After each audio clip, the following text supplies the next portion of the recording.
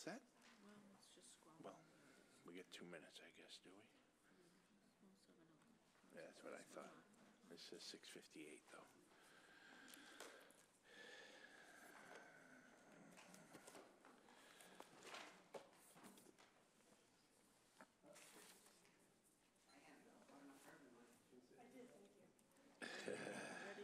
You ready? And this is this if you need to be. Yes, I do need that, actually. Good evening. My name's Chuck Iova, and I'll be presiding over this evening's meeting of the Planning Board on December 12th, 2018. We have two public hearings, 9195 Main Street and 97101 Main Street. And then the second public hearing is 209-215 Salem Street. The first hearing that we will hear tonight will be 9195 Main Street and 97101 Main Street. First thing we're going to do, we have a couple administrative items that we need to take care of. For those in attendance under the provisions of the open meeting law, attendees are being informed that this meeting is being recorded by MATV. I have not been notified that any other video or audio recording of this meeting will occur. So we are being recorded by MATV. Second thing we'd like to do is I'd like to have everyone on the board identify themselves for the transcription device. So if we could start with Jim Chiavelli. Jim Chiavelli, Malden Planning Board. Tawadaj Gabrasillase, Planning Board. Patrick Fitzgerald, Planning Board. Diane Shuha, Planning.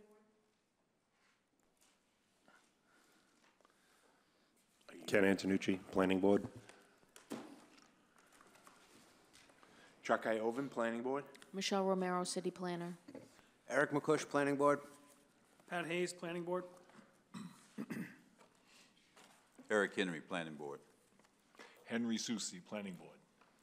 Charlie Ferguson, Planning Board. Thank you very much. Ken, if you'd be so kind to read the announcement for Main Street. The Malden Planning Board will hold a public hearing in the auditorium of the first floor of the John and Christina Markey Malden Senior Community Center, 7 Washington Street, Malden, Mass. At 7 p.m. on Wednesday, December 12th, 2018, on the petition of 91 through 101 Main Street, LLC, for a special permit under sections 300.3.2.5 and 700.1.3.2 of Chapter 12, Revised Ordinances of 1991, as amended, of the City of Malden, to allow multifamily dwelling use up to 3 stories in the Neighborhood Business Zoning District, and to extend and structurally change a pre-existing non-conforming property, namely to construct a second-floor addition and use the entire second floor, existing and new, for 8 dwelling units at the properties known as and numbered 91 through 95 Main Street, Malden, Mass., and also known by City Assessors Parcel ID number 78-354-405A, and 97 through 101 Main Street, Malden, Mass., and also known by City Assessors Parcel ID number 78-354-405B. Thank you, Ken. And I see the petition is present. If you'd like to introduce yourself and make your presentation. Thank you. Good evening, Mr. Chairman, members of the board. My name is Patrick McDonald with offices at 477 Eastern Ave. On behalf of the petitioner in this matter, 91-101 Main Street, LLC, and its principal, Mr. Andreas Citos, who is also present here this evening, standing to my right. This petition seeks a special permit to structurally change and extend a pre-existing non-conforming property in a neighborhood business zoning district. Actually 2, technically, 91-95 Main Street and 97-101 Main Street. Specifically, the petitioner seeks to construct an addition to the second floor that will join the 2 properties at the second floor level. They are currently not technically joined, separated by a firewall, and there is open space on the second floor between the 2 buildings. To rehabilitate the property and renovate it, and to construct 8 residential apartments, 7 of which would be one-bedroom apartments and 1 of which would be a 2-bedroom apartment, all located on the second floor of the building after construction, if permitted. Currently, the property consists of a number of vacant commercial storefront spaces, with the remaining being occupied by a number of differing commercial enterprises at the location: barbershop, beauty salon, karate studio, property management offices. If allowed, the second floor existing business use, one of those businesses, I think it's specifically the karate studio. Karate studio and the office. And the office. The current commercial use of those second floor areas would end and be replaced by residential use with respect to the apartments that are being considered to be built. All of the first floor commercial storefront uses would continue subsequent to the renovation of the building. The proposed residential use is allowed by special permit in a neighborhood zoning business district. We've had an opportunity to review the planner's detailed report, and it's certainly clear from that that the proposed amendment and extension of the property is going to exacerbate a number of dimensional controls. However, there is no parking currently available on this site, and the proposal will not provide parking. There is no room anywhere on the property for parking at this point in time, but the proposed use technically actually decreases the existing parking violation, reducing it from currently 34 to 29, although I think I noticed a modest error in the planning report in terms of calculating the number of spaces that would be required under the proposed development of the property.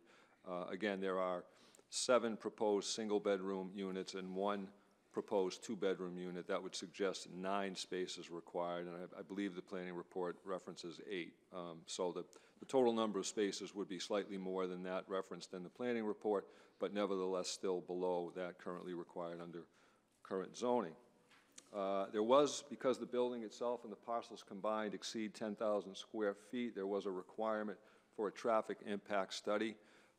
It's my understanding that was timely submitted to the board. It has been peer-reviewed, and the reviewers' impressions and comments are available to the board. Having reviewed the peer review examiner's thoughts on it, it does appear that he concurs with the opinion of the petitioner's traffic engineer in that this proposed development does not create issues with respect to increased traffic or problems with the intersection. So we think that that's beneficial for the petitioner.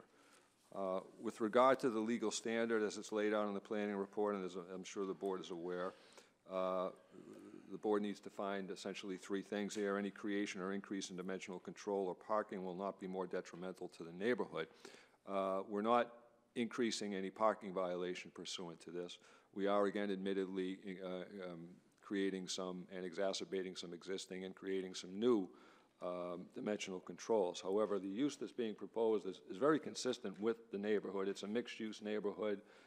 There are commercial uses in place. There are residential uses in place. Directly across the street, if I'm not mistaken, is a building that would be similar to this in that it's comprised of storefront, street-level commercial spaces with apartments on top. Excuse me. Also, the board would need to find that the proposal is in the proposed residential use is in the common good and not more detrimental to the neighborhood. We actually think that this residential use will be helpful to the neighborhood, and there's no denying that we're creating 8 units here, but it's because of the very modest nature of the units we're thinking. Single-bedroom units, very small. The expectation is that these are going to be occupied by more likely single individuals or single couples. They're not residential units that are amenable to families and the population that generally accompanies families. Also, given the nature of the younger generation, so to speak, we don't believe there's going to be significant parking issues because parking now of this generation, and specifically if we're talking about single or couple use, so many people use alternate forms of transportation, Uber, public transportation, so on. And that's kind of the demographic and the key market that would be targeted for purposes of these rentals. I know there are some questions that the board typically asks related to the specifics of the project. One of them being the estimated cost, and speaking to my client, he estimates the cost of this project, if allowed to go forward, to be in the approximately $300,000 range. The estimated timetable from beginning to completion of the work would be 6 months. At the request of the principal planner, or the city planner, in a conversation I had, we looked into, and my client had previously looked into, what I'll refer to as an alleyway behind the building, the existing building. It's depicted on the site plan. Unfortunately, it does not lend itself to something that could be utilized as true parking for any occupancy in the building, either current or under the proposed use. At present, and I'm not familiar with the title abstract, nor have I reviewed any records, but my client, through other counsel and through the purchase of the building, has looked into the title of that strip. It appears to be problematic in that it's unclear who actually owns that strip of land that separates those two buildings. It's being utilized to some extent by both abutters to it at this point in time, and if you were to visually or personally inspect the site, you could find trash barrels out there at some point. I noticed myself the other day what looked like to be a delivery van parked back there, but we cannot offer that to the board as something that could potentially be used as either open space or parking because of the simple fact that it's not owned by the petitioner, and it does not appear to be land that can easily be acquired, at least with good title to it. I have asked my client whether or not, and given that one of the gross deficiencies the project creates is a lack of open space, whether or not something could be done to the residential units that might reduce or alleviate that to some extent. He has indicated that if the board were inclined to allow the permit, but we're looking for something like that rooftop decks are absolutely an option. The project is within zoning with respect to height, so there is the possibility that rooftop decks could be provided and could address. I don't know in terms of square footage if they would be able to eliminate completely any deficiency with respect to open space, but they certainly could significantly alleviate it. And again, that is absolutely something that the petitioner is willing to do. Mr. Citos is here for questions, as am I, and we would welcome them, and we'd ask the board to act favorably upon the petition.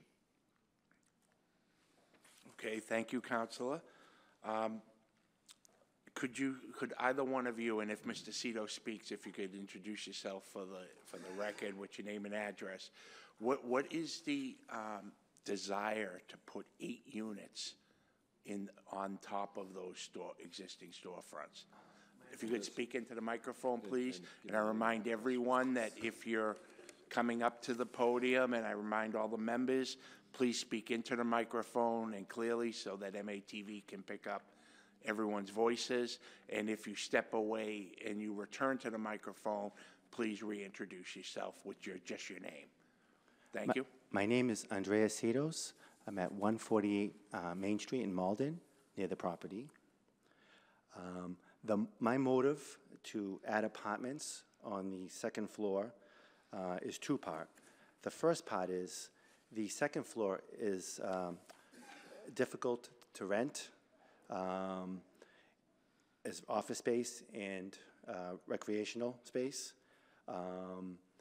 And what I'd like to do is turn it into apartments where it'll be easier to rent, and the extra income that comes from the apartments, it'll allow me to renovate the whole building. I want to change the complete facade, do over all the stores. I already started with 97 Main Street. I got it out the store, and it's completely new inside now. We just got a new tenant. So the money has to come from somewhere, and it's gonna come from the second floor by making the improvements. In apartments, you can get a little bit more rent than you can from commercial space. I don't wanna leave the second floor vacant. I think it's an eyesore. It's very hard to rent, and I'm hoping you allow the apartments. How long have you owned the building? I bought the building about 5 months ago. But I'm well-versed with buildings in Malden. I own a lot of property in Malden. And the commercial space is getting harder and harder to rent, especially second floor because of the internet. So obviously, we have to get creative with space. And the most creative thing I can do here is to turn it into apartments, the second floor. Okay. When you purchased it, was it your intention to flip the top into residence? When I purchased it, the thought was in my mind from past experiences from other buildings, because I own 800 rental units in the area. But we put it on, we advertised it for rent, and we haven't really found anyone. A couple different uses that are not allowed. It's just harder and harder with second floor space. So you're looking to use the 8 units to finance the renovation of the whole building? Correct. I want to do a complete renovation.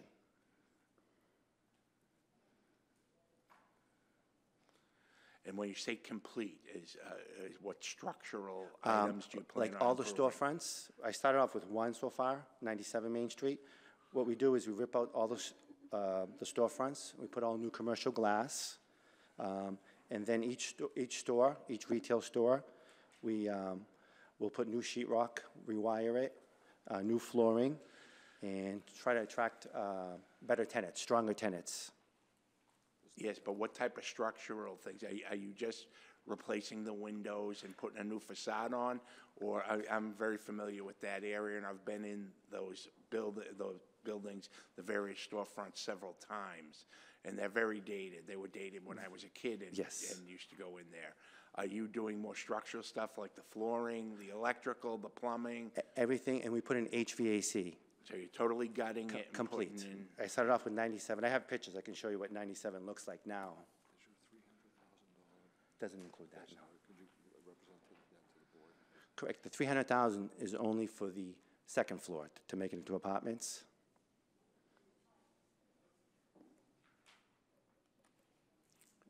And you had no intentions, as the owner of the building, you wouldn't make these improvements without the residential portion? Economically, it wouldn't make sense. You can take your money and put it somewhere else.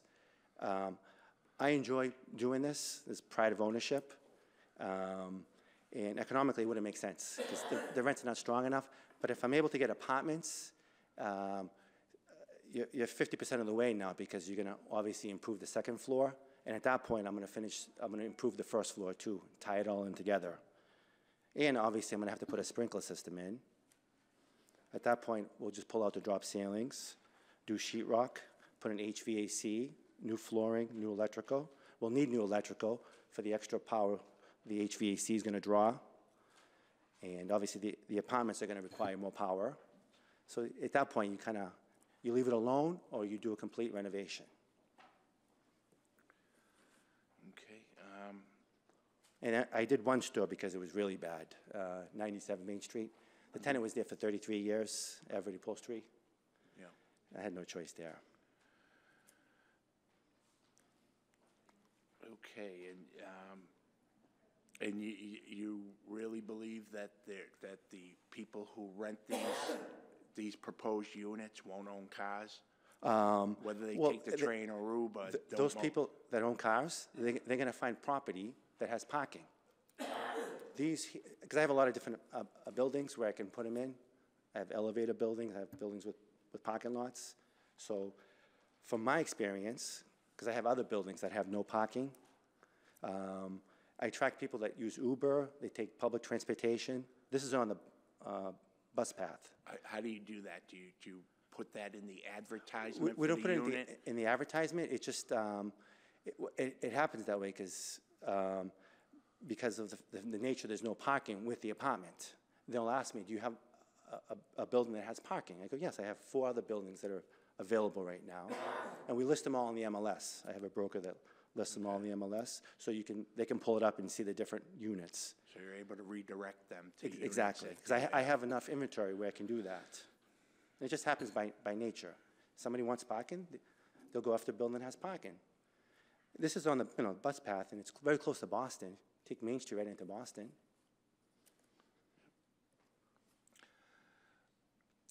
Does anyone else have any other questions for the petitioner? Eric McCush. So, currently, the second floor isn't used for anything at all? Right now, it's empty. Okay. You had mentioned if you could go ahead with this, the reconstruction, there'd be a karate studio that you would be evicting? They actually moved out. Okay. So it's empty right now. They were there for 33 years. Okay. He was kind of tied in with the 97 Main Street, the store that I just renovated.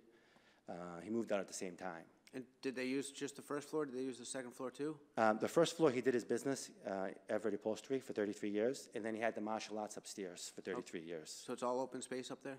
It's all open space, except for some poles, columns in the middle. Had you ever thought about doing a survey to find the property line on the back alley there? I hired my lawyer. When I bought the property, they only go back 50 years with the title search. We hired someone in Cambridge? Ed Rainin. They're going to check to see who owns the property. They're going to have to dig deeper. So I haven't heard back yet. Okay. And just one other comment. I work in a spot where there's several buildings that don't have any parking, and that doesn't prohibit anyone from renting there when they have a car. They just park on the street. So if someone was going to rent from you and they say, well, where am I going to park? And they're going to either rent from you or not, were you going to say just park on the street, no big deal? Well, what's going to happen here, just the way business plays out, the rent's going to be a little higher now because it's going to be completely renovated. So I have for example, if I'm charging $1,600 for 1 bedroom in this building, I have other buildings that are $1,600 that have parking. So if somebody wants parking, they're probably going to come take the other building that has parking, where this is going to be priced a little higher because of it's new and it was done at a higher cost. I don't think parking's going to be an issue, especially where I have inventory. Every month we turn over about 25 apartments. But if they want that location. You're asking me if I'm going to tell them no? Exactly. I'm going to tell them we don't have parking, that I have another building that will suffice. I don't know if I can tell somebody no. Okay. Okay, Eric Henry. Just curious about liability. You say the ownership of the parcel behind there where the van is showing on the print. What happens if somebody falls back there during the snow? Are you responsible for snow removal? I'm going to do the snow removal because I have more doors in the back of the building because there's 6 retail stores. So I'll be responsible for that.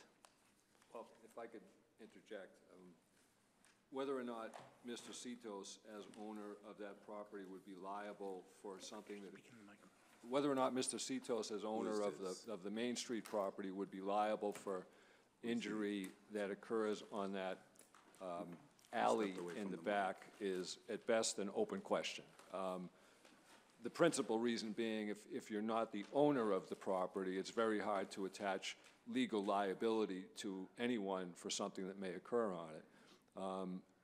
My understanding is that as a practical matter, he engages or will engage in a measure of maintenance of that area because his commercial spaces, his street-level commercial spaces exit to that alley.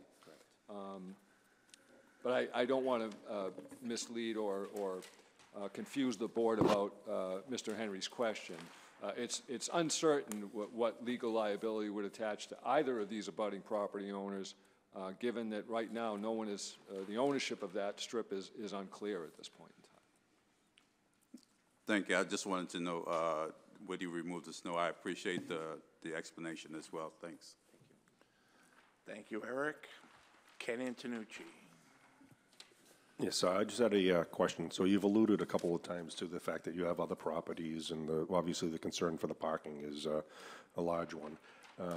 But there is no guarantee that if after, completing this renovation, you could sell the building, and then the next person to buy it may not have additional properties that offer apartments with parking. So I just want that to be clear that, the current status with you owning multiple properties, that does help. But I think it is problematic where there'd be no parking at all for this project.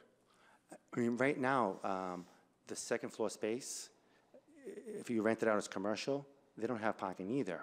Right. And you'll have like a peak moment, if I rent it out as martial arts, where you're gonna have 20 students that pull up. They're gonna put more of a load on that sidewalk than someone taking an Uber or someone getting off the bus. But you are correct on that, but I don't think it's detrimental to the neighborhood to allow apartments there. In fact, I think it'll look nice, because it'll brighten up the neighborhood at night. You'll see lights on, you'll see people walking their dog or going for a jog. I think mixed use is a good way to go. If I was in your position, I'd want more mixed use. If I could also just briefly address Mr. Antonucci's comment. It is certainly true that there is no guarantee that if this project is allowed to move forward, that, as you stated, that he could sell the building. Some subsequent owner could have no interest in whether parking for residential units is causing problems in the neighborhood or worsening problems in the neighborhood. But I think I can state to the board that Mr. Citos is a known quantity to this board and a known quantity to Malden. He owns multiple properties in the city. He is not someone who comes in, renovates buildings, and then just turns them over. In fact, he's someone who comes in, improves properties, and keeps ownership of them. So I would hope the board would be somewhat cognizant of that with respect to that particular issue. Yes, and with the the demographic changes out there and everything, I think your point is valid about, if someone has a car and wants an apartment, they'll look for an apartment with parking. It doesn't preclude them, and I don't think you can actually turn them away if they do have a car. But Just economically, Yeah. it just works out that way. Okay, all Thank set, you. Ken? Thanks. Quick question for you. I don't see any outside trash storage proposed on any of the plans that I reviewed, and I didn't see any a dumpster or anything in the back alley when I was out on the site visit. Would you propose the trash storage for these 8 new units would be in the back alley, or would you expect it to be part of the residential units, a trash compactor or a trash room or something like that? The building won't have room for a trash room. What I propose, I would put a 2-yard dumpster that's picked up once a week.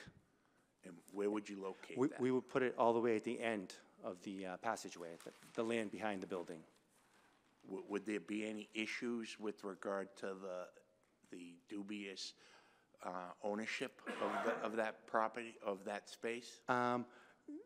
Right now, both buildings, my building and the building behind me, the one on Cross Street, he's been there 25 years. He uses the driveway. He parks all his vehicles in the driveway, actually.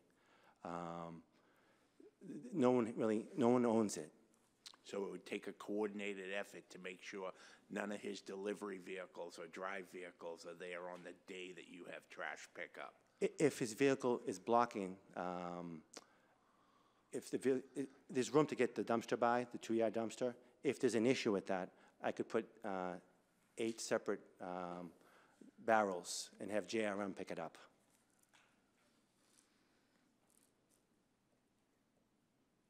And these are barrels with covers on them.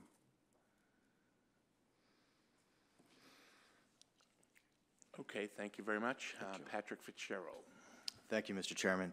You mentioned that the motivation for including residential use on the top floor is financial.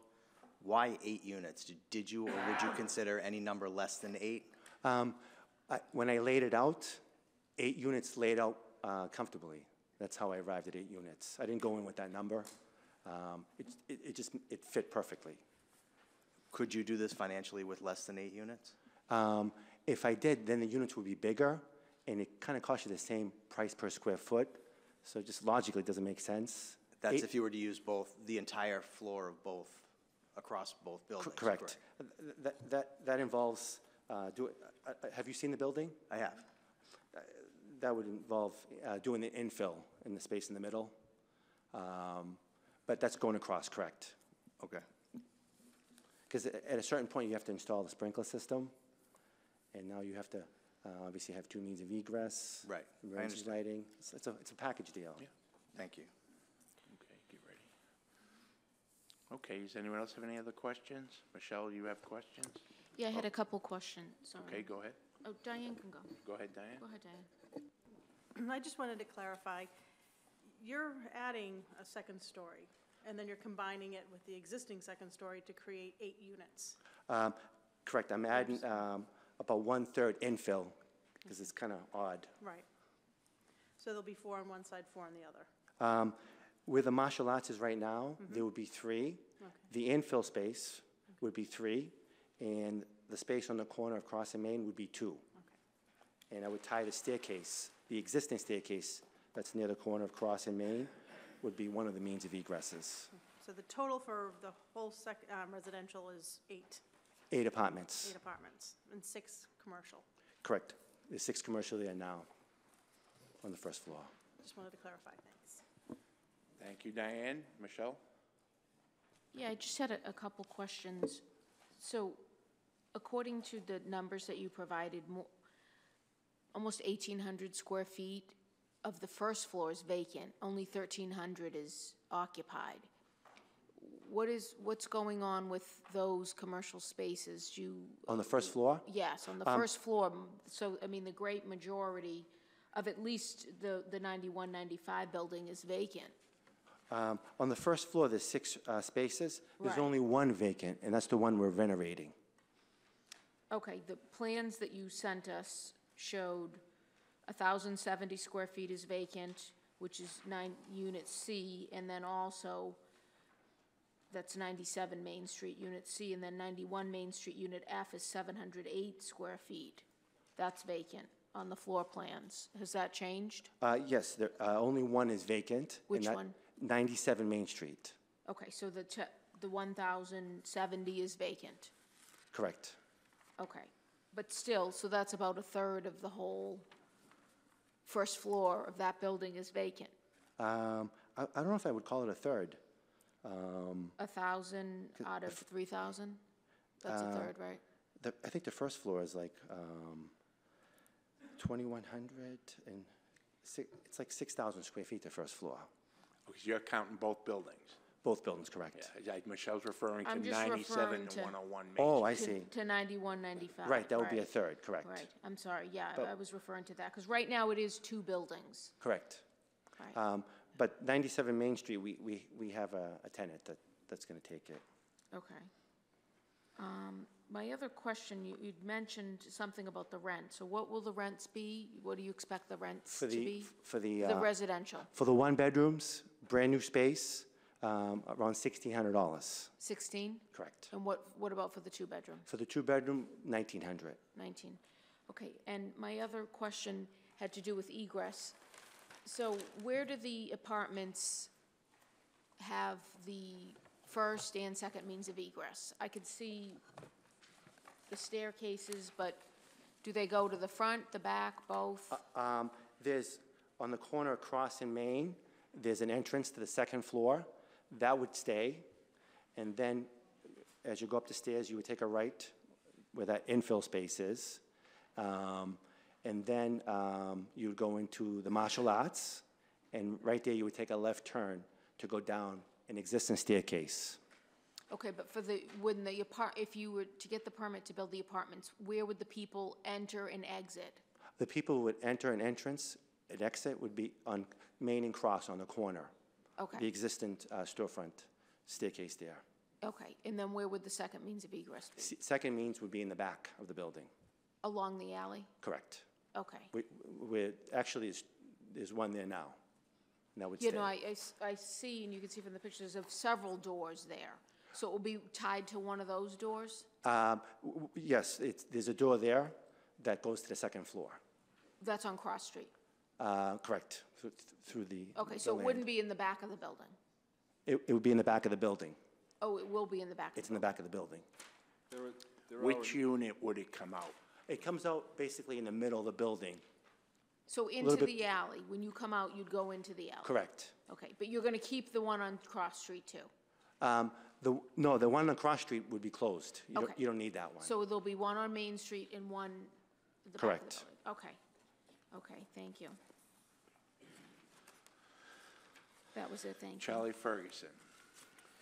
Yeah, thank you. I just want to get an understanding of how parking works there now. I know that there's no actual parking lot for the building, but I know that Main Street is kind of in between two intersections, and just the commercial, for the commercial tenants there now, or whoever is visiting the building, where do they park?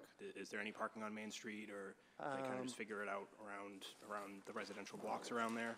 They'll park on Cross Street, or they'll park on Main Street, because it is an intersection, so you kind of have the option. to Okay. park. But parking is like legally permitted there on Main Street? It is. Okay. Thank you. And it is on a bus line, too. Right. Okay, thanks. Okay. Michelle? Sorry, I did want to point out, you had referenced possibly providing some open space on the rooftop and whether or not that might comply. We do, this past year, the council did amend the zoning ordinance to change the open space requirement. So open space requirements may not be met by indoor recreational facilities. All open space shall be pervious, visible to the public, and a minimum of 50% shall be located in yard setback areas where setbacks are required. So I think you might be able to count some of a rooftop if it's, meets these criteria. But I don't know if you would be able to get all of it counted, because I'm not sure if all of it would be pervious, visible to the public. I don't think you can provide any in the setback areas because the building sits on the setback, so you would never, you wouldn't be able to comply with that. Correct. But I also wanted to say, you didn't present any plan for a rooftop. There's no plan here, you're just telling us about it tonight, right? That's correct. Okay. We don't want to suggest to the board that we believe we can come into strict compliance with the open space requirement under the code. It was just a suggestion Okay. that could address that deficiency to some extent, at least, rather than having a 100% deficiency with respect to that dimensional control. I see, okay, thank you. Thank you. Eric McCush. Thank you. Just one last question. Looking at the plan for the second floor, and I could be reading this wrong, but the back corner of behind 91 and 93, are you actually building out over the alleyway? No, that was just for measurements, the way the architect. Okay. We're not adding anything to the building, we're just using the existing, we are, obviously, the second floor, the infill space, Yeah. but that's it. No, We're just not the way that's squared off on Well, the it plan. looks like a square off, that's more the, for measurement purposes. Okay. Okay, does there anyone else have any other questions for the petitioner? Anyone else have any other questions? Do you guys have anything else you'd like to present? Since it's on the corner and it's very close to the beginning of Main Street, it's kind of like a gateway building to Malden, and I want to beautify it and make it look nice. And in order to do that, obviously, I need income, and the income would come from the second floor. And I think it would be a beautiful building if we get approval. Okay, anything else? One other question. 148 Main Street, you gave us your residential address? No, that's my office. What's your residential address? 12 McCall Road, Winchester, Mass. Thank you. And I had another question, Yes, Michelle. but Eric Henry goes to. Hold on a second.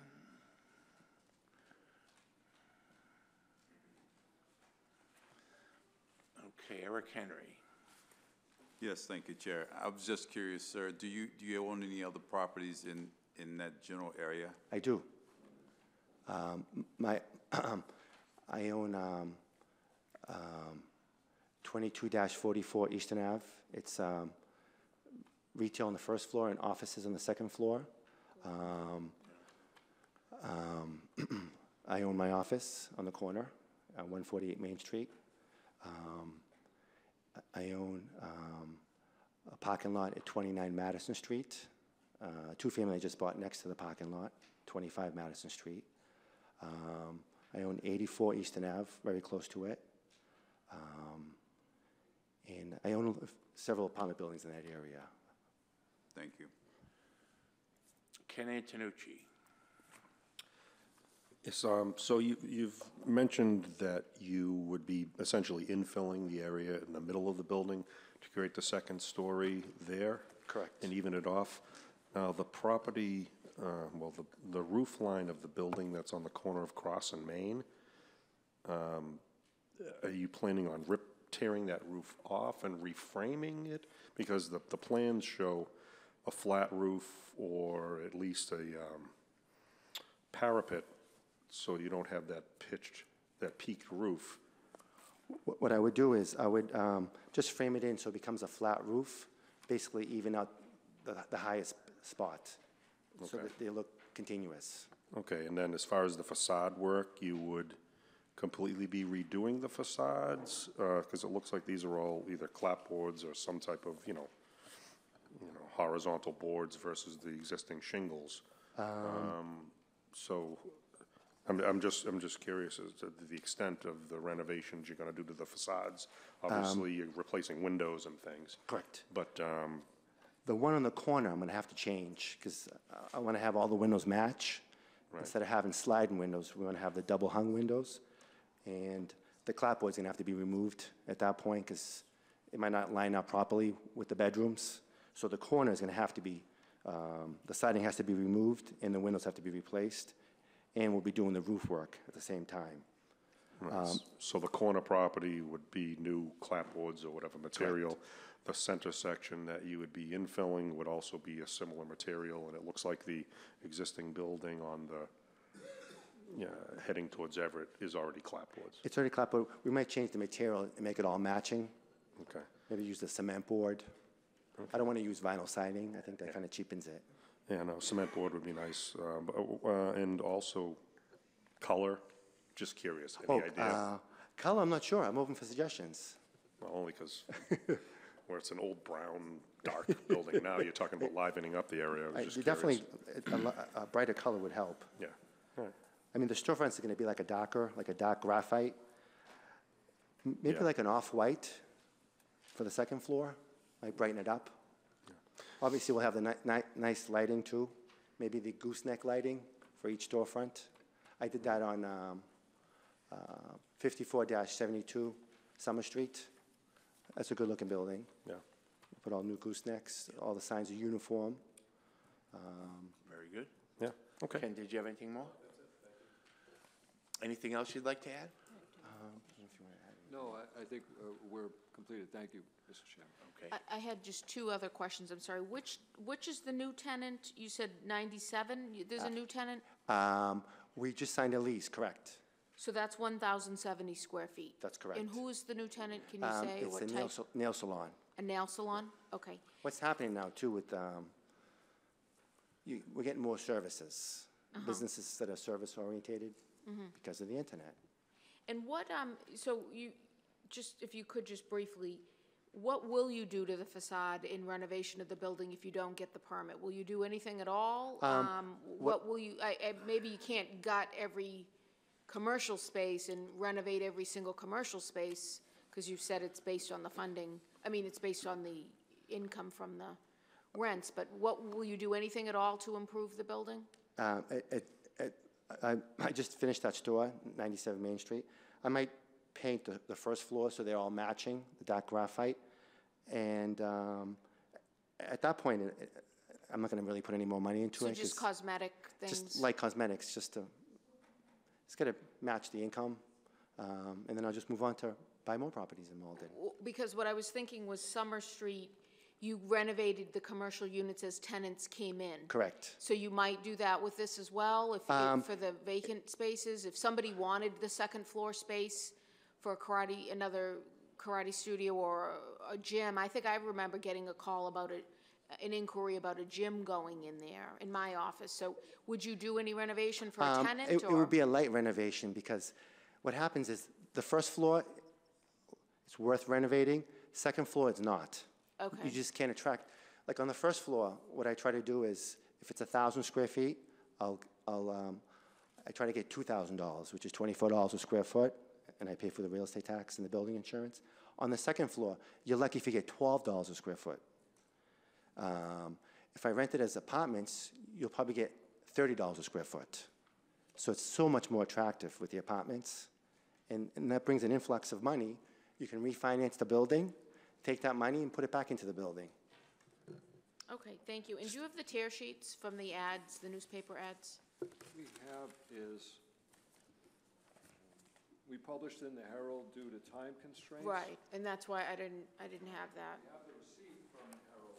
I don't have the actual tear sheet. Okay, if you could send those along when you get them, they mail them to you, right? And we have not received those. Yeah, actually, you email, excuse me, Pat, you emailed me that, but I was looking for the actual ad. If you could, when they send them. I'll make an effort to produce those as soon as possible. Okay, thank you. Terrific, thank you. Thanks. Okay, if no one else has any other questions and you're finished with your presentation, we'll open it up for those that would like to speak in favor of this petition. Anyone who would like to speak in favor, when you come up, please introduce yourself, speak into the microphone, and give your residential address, please. Anyone who would like to speak in favor? Michelle, do you have anything to read in favor? No. No one speak in favor? Seeing and hearing none, I declare that part of the hearing closed. Like to speak in, anyone who would like to speak in opposition?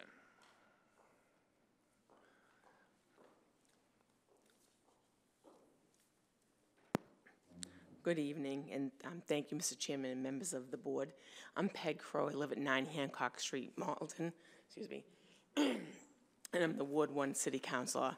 And while I appreciate Andreas's efforts to really clean up that property that really does need some cleaning up, and the storefronts and make them look really nice, and it is true that the parking requirements go down by 5 spots. Besides parking, but we'll start with parking, parking is already a significant issue in that area. And I know that Mr. Ferguson had asked about, is there allowed parking on there? Yes, in front of those buildings, 1 hour. Across the street, 1 hour. There's a house right next door at probably 989. And past that house, no parking up until Acorn Street. Cross Street is already very congested, and I get, lots of issues. Medford Street is one-side parking. Acorn Street's one-side parking. It's already a huge crunch. And again, all that area is either 15-minute or 1-hour parking. So having businesses that technically we want them to come in, do their business, and move out, the difference with having residents, those 8 spaces, and he just said single couples could be more cars that are there all the time. And again, they might be using the T, doesn't mean they don't have a car. So where are they going to put it? On the street someplace. So that is a major issue. I have been trying for many years, and so is the mayor, the council before me, seeing if there was a way we could figure out some parking, but it's not happened. Again, besides just the parking requirements, I know that he talked about doing some rooftop decks, which is fine. It is just a gross overuse of that space. It is really makes it extremely dense. I like mixed use.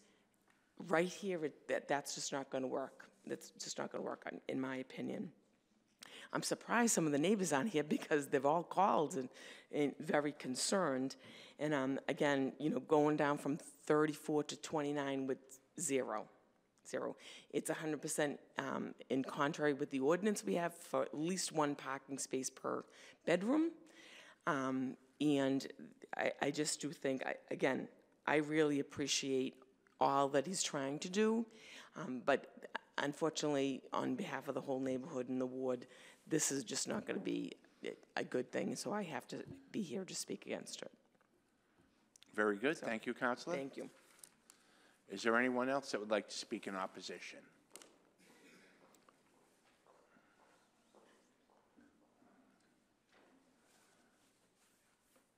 Marie Gautreau, 17 Acorn Street.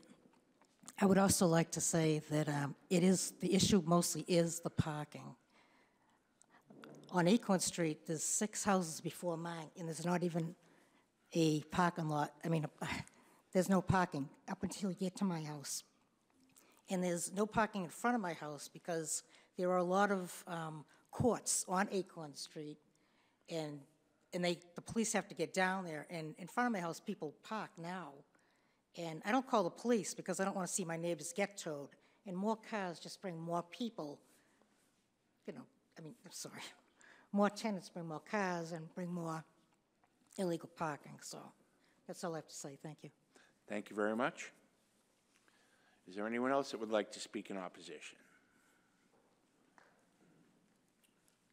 Craig Spadafora, Council at Large.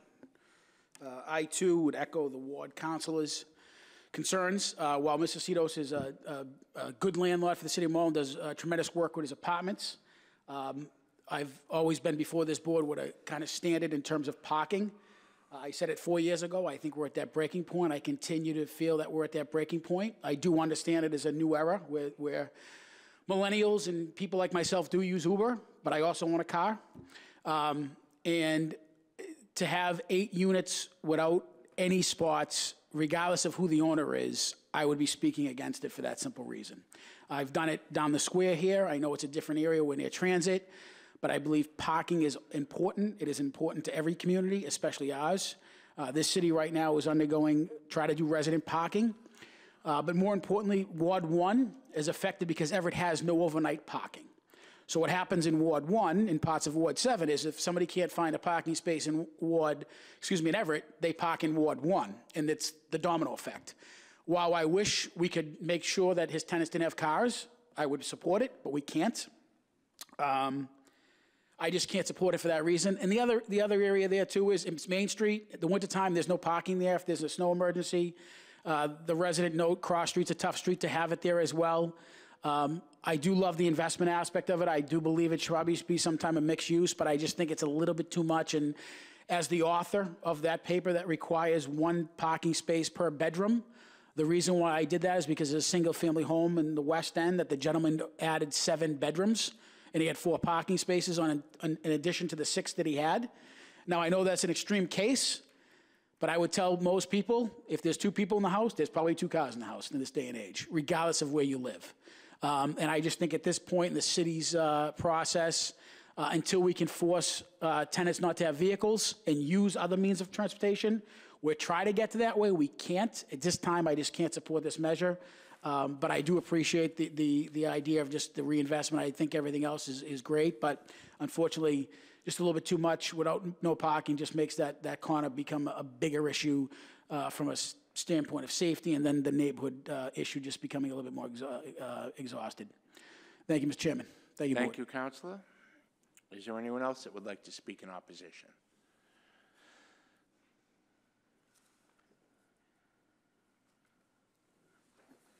My name is Rosemary Baglio.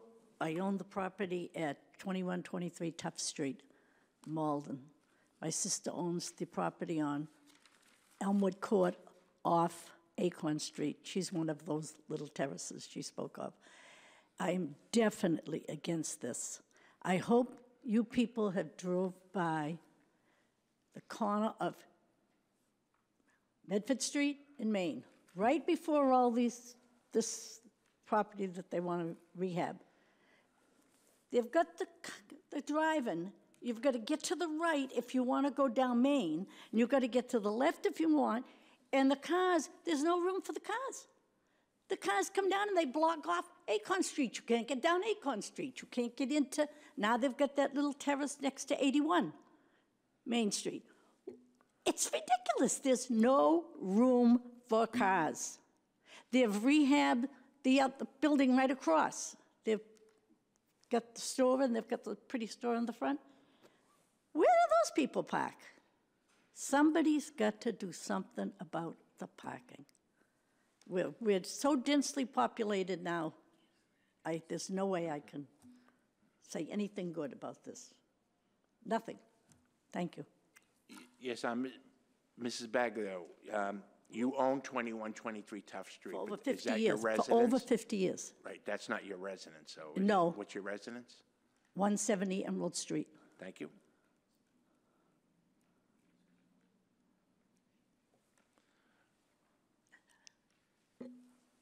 Okay, is there anyone else that would like to speak in opposition? Anyone to speak in opposition? Michelle, anything to read in opposition? One letter dated December 12, 2018. It reads, Dear Chairman Iovan and Planning Board members, this letter is to address the petition for 91, 95, and 97-101 Main Street seeking a special permit to structurally change and extend a pre-existing non-conforming property for a multifamily use.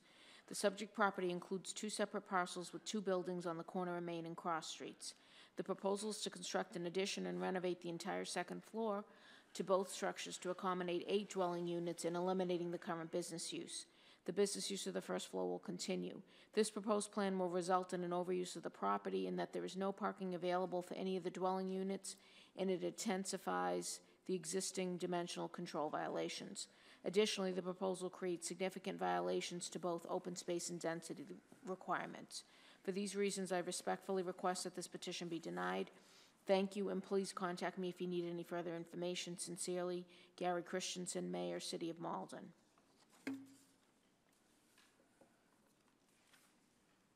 Okay, very good. And last call, anyone speak in opposition? Seeing and hearing none, declare that part of the hearing closed.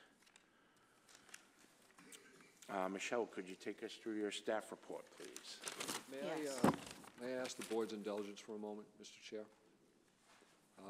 Yes. Given the fact that the ward councilor and councilor at large Spatter 4, as well as a number of residents, have indicated strong disapproval of the project, I'd like to ask the board if it would entertain a motion or request to withdraw it at this point in time. The petitioner may very well be able to rework the proposal with less residential proposed apartments on top that may address some of the concerns that were brought up by both of the city councilors as well as the residents. I realize it's out of order procedurally, but I also would prefer to save the board any further time on this. If we can withdraw, we're willing to do that at this point in time. Perhaps have a discussion with Ward Councilor Crow and maybe some neighbors and see if something less ambitious would be more palatable to the Ward Councilor and the neighborhood. I will entertain anyone who would like to make that motion. I personally am not in favor of that. I think that this is any use on that would be egregious and still violate the dimensional controls associated with it. I personally am not, as much as I would love to see the investment and rehab of that property, I'm not comfortable with the fact that it's at the burden of the neighborhood absorbing more density and more housing. Conservatively, we've increased our housing in Malden over the past several years, 20 or 30%. I think this infilling of properties like this are an issue, and but as though I am personally opposed to it, I would certainly entertain if someone wants to suggest that. But I would ask that you be very clear about what it is we're allowing them to withdraw for and what we're expecting. Thank you, Mr. Chairman. Patrick Fitzgerald.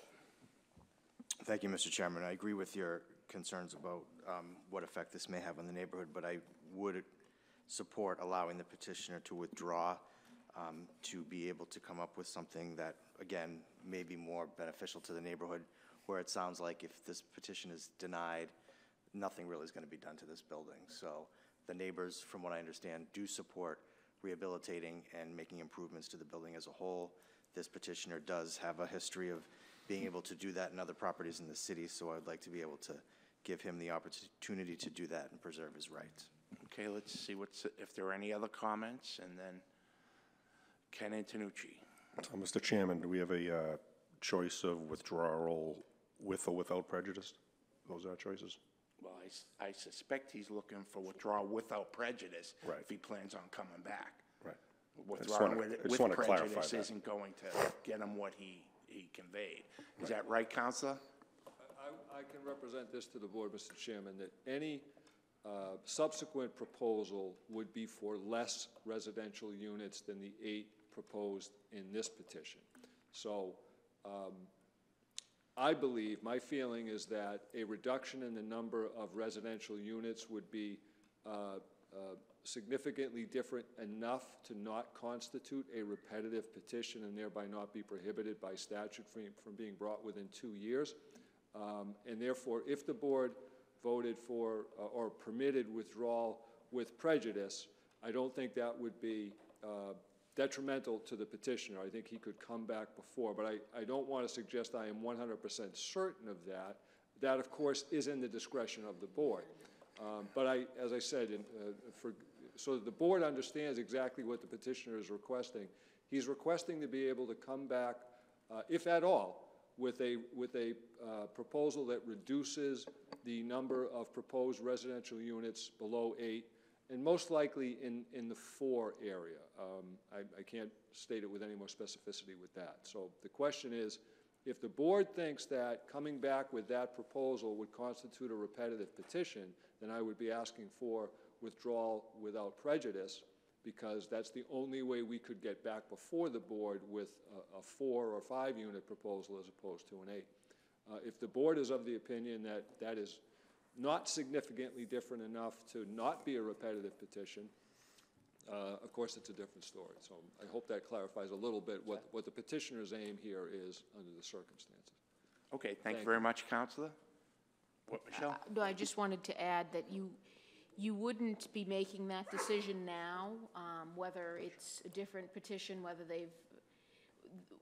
the building commissioner would make that interpretation. I will say that multifamily is defined by ordinance to be 5 units or more. So anything 5 units or more is going to be a request for a special permit to convert to multifamily. On its face, it's the same petition. They would need to come back and do the process for you to determine that it's not a repetitive petition, for them to be able to file within 2 years. So then you would have a hearing on whether or not the petition was a repetitive petition. Did they make specific and material changes that address the reasons for your denial? If you made that determination, and 8 of the 9 members would need to make that determination, then they could refile for that particular proposal, and then you'd have a public hearing on the actual petition.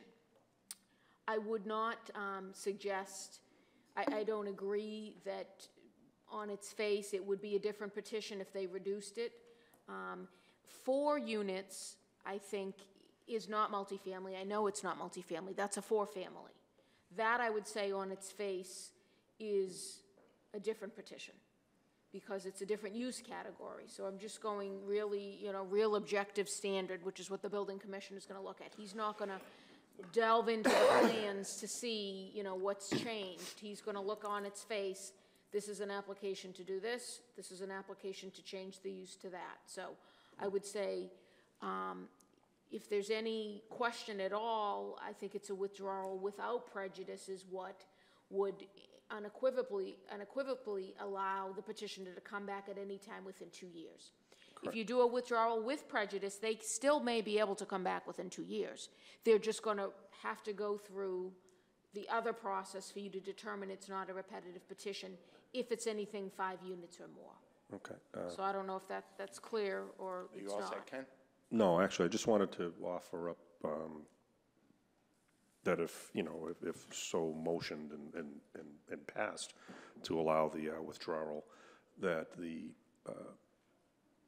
petitioner could present a project that had a different use other than residential, although I know the stress here is residential, but, you know, we wouldn't be tying his hands to come back with anything. He could come back with any different proposal. Right. The unfavorable action affects them filing a repetitive petition. Correct. If he proposes to something that's non-residential, that's a different petition. So it doesn't matter, it wouldn't matter that you either denied this or allowed it to withdraw with prejudice. If it's a different petition on its face, it's a different petition. That rule Correct. doesn't apply. Thank you. You all set? Eric McCush. Thank you, Mr. Chairman. Michelle, when you just referenced the 4 units, are we not counting the 6 commercial units on the first floor? 4 residential units. So I'm looking at residential use only. The 6 exists. Even though they're part of the same building? Well, they're part of 2 different buildings, right.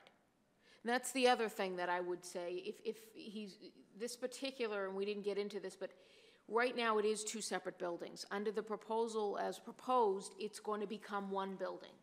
If he were to keep it as 2 separate buildings, not join it together, that would be, you know, arguably a different petition as well, if he kept, you know, 2 units above one and 2 units above the other. I think he would probably have a case if he had 3 units above one and 3 units above the other, even though that's more than 5. Again, he's got a certain proposal, and it's to do something pretty specific under the use categories. But 4 is a 4-family, that's a different use category. But I'm only talking about 4 residential units. That was your question, sorry. Right, so the commercial units on the first floor don't count No. at all? Well, no, they're just a business use. We're looking at it, just, the proposal is to add the residential use, a multifamily residential use, which is 5 units or more, 5 dwelling units or more, I should say.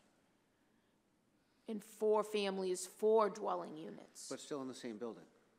That's correct. Okay. Okay, Ken Antonucci.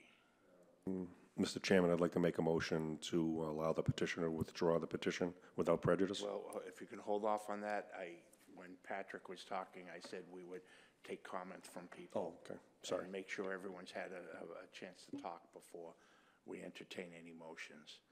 Eric Henry. Yes, thanks, Chair. Interesting that you say that everyone would have a chance to speak.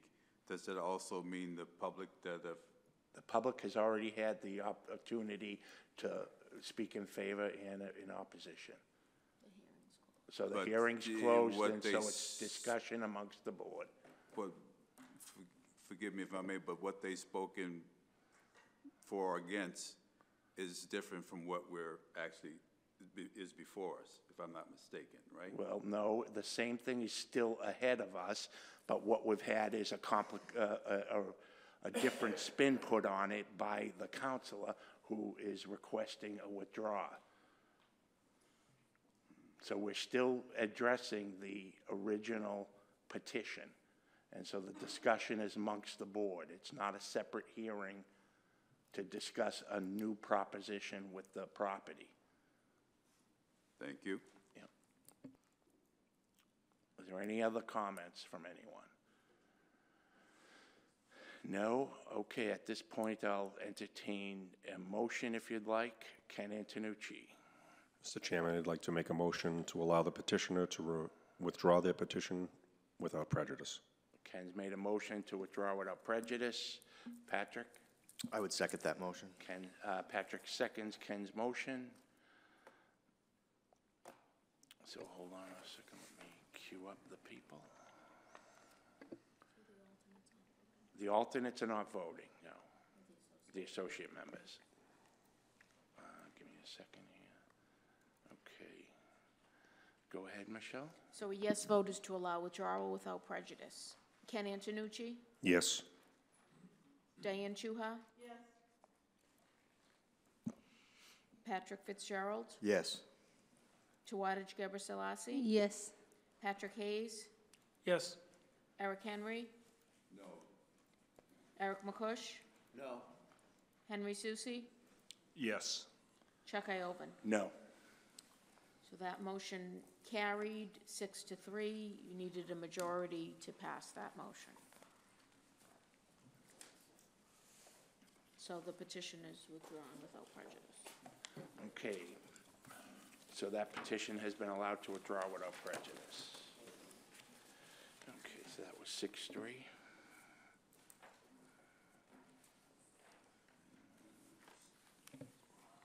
And who was against it? No, that's fine. Henry McCushing, right?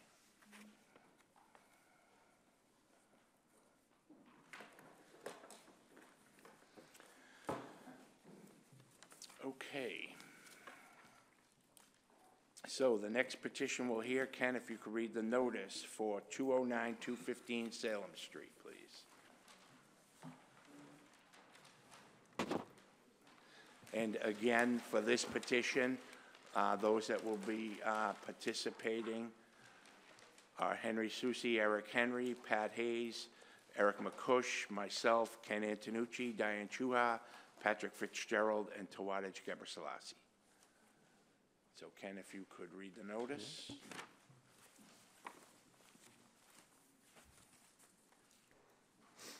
The Malden Planning Board will hold a public hearing in the auditorium on the first floor of the John and Christina Markey Malden Senior Community Center, 7 Washington Street, Malden, Mass., at 7 p.m. on Wednesday, December 12, 2018, on the petition of Dr. Ramsey Gilbert on behalf of the owner, Done Deal LLC, for a special permit under Section 300.3.4.8 of Chapter 12 Revised Ordinances of 1991 as amended of the City of Malden to allow medical center use of a portion of a pre-existing non-conforming property located in the neighborhood business zoning district, namely to use the existing first-floor storefronter for a chiropractor's office at the property known as and numbered 209-215 Salem Street, Malden, Mass., and also known by City Assessor's Parcel ID number 094738826.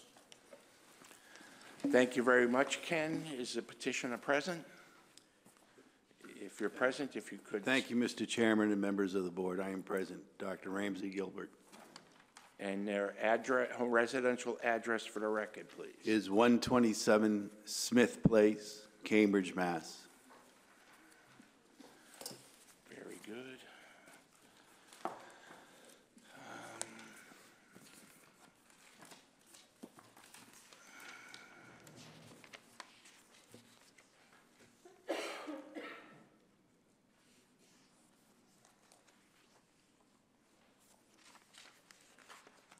Okay. Let's see. If you could give us a presentation on what it is that you're seeking to do at the location. At this time, it is my intention to open a chiropractic office and require a special permit from the City of Malden for the office space for the community. So is it a turnkey? You're ready to, it's ready to move in, or are you doing any renovations, or? At this time, 215 Salem Street is being renovated with a interior and exterior renovation.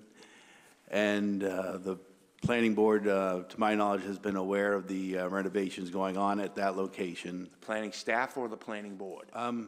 We spoke to Michelle and. Okay, so the planning staff has planning staff. Yes, okay. Has been aware of the renovations ongoing. And at time of completion, it would be turnkey. I walk in and put in my table and. Okay, so you're not doing any of the renovations yourself? No, sir. Okay, if you could then describe what the space will be like and how you will occupy it, please. Sure, no. It's 425 square feet. It's a square box setup. There's no existing walls. I would put up curtains to separate the tables, and I would have probably 2 or 3 tables, and would be used as a chiropractic office for the treatment of spinal and extremity care. How big is the unit? 425 square feet. And you'll be able to, how are you going to partition off 3 rooms? With curtains, fire retardant curtains hang from the ceiling, similar to one you'd see in a hospital or a ward of some type. So no interior walls? No interior walls, other than the ones surrounding the handicap bathroom. Oh, is that what that big block is? Because when I went by and looked in, there was something very large that was in the very middle of the space. I'm unaware of that, but the bathroom, from what I see from the floor plan, is in the, towards the exit in the rear. It might have been flooring or some other type of material they were using for the construct of the interior. The bathroom? Are you aware of the, what's this? That's just the L shape Yeah. of the unit, and it's like strange shapes. That must Okay, I guess what I was wondering, here's a picture of the unit. What is this block of wall? Maybe Kyle could further. If you could give your name and address for the record? Kyle Cabral, 14 Bancroft Street, Linfield, Mass. Did you get his name? Sorry, what was the address? 14 Bancroft Street, Linfield, Mass. And could you spell your last name? I'm sorry. Please. C-A-B-R-A-L. Thanks. Okay. So based on the plans, what I'm talking about is the, what appears to be an abutting wall of the rest of the units. And I guess, Doctor, could you speak in more detail about how you would lay out the 3 rooms in the space that's presented?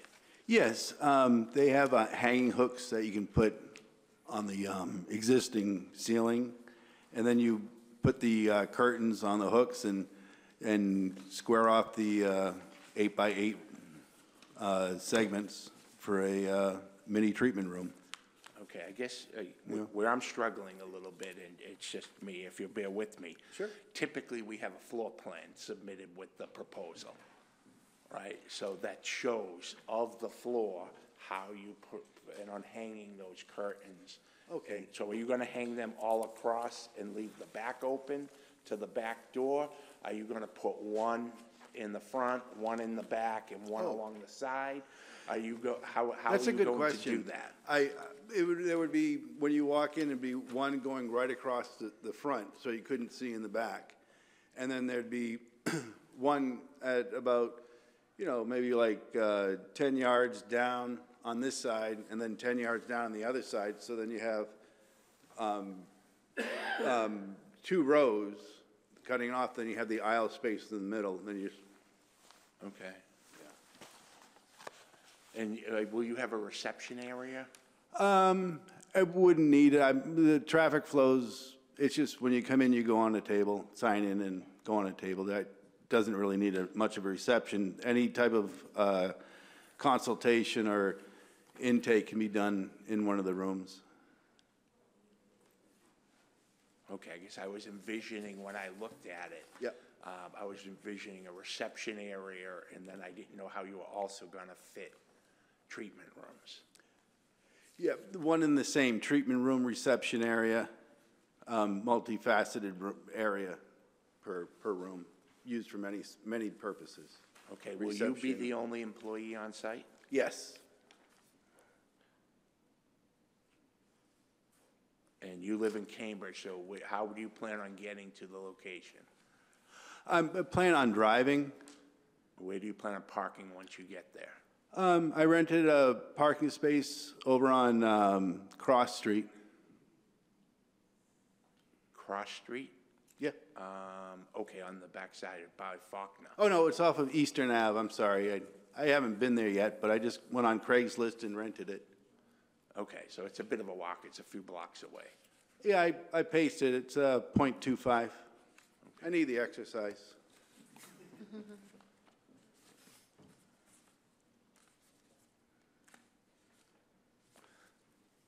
In your practice, how long have you been practicing? I've been practicing for 20 years in Massachusetts. And I'm not familiar with it. what type of refuse or waste do you generate? Is it,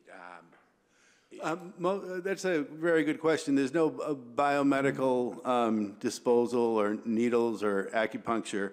It's face paper and table paper mostly, and then cleaning products.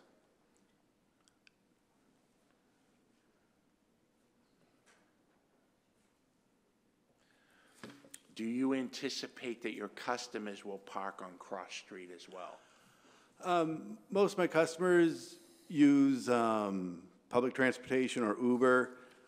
If they do park, I would suspect maybe like one a day or two a day would have a vehicle, so they would probably look for a location that has like the hour limit or whatever is posted. But they would park in the area, yes. Because right in front of your your proposed location is a fire hydrant. Yep. To the left of Salem Place is a bus stop. Okay. So that's great if people are taking the bus on that, but if they're taking a car, that I believe that's one of those small square areas. It's on the fringe of the small square. Sure. But it's one of those small square areas, much like the previous petition that we heard. They're older buildings and older infrastructure, and there's not a lot of parking. Yes. Available for the businesses that utilize it. Okay. Where are you operating now? 127 Smith Place.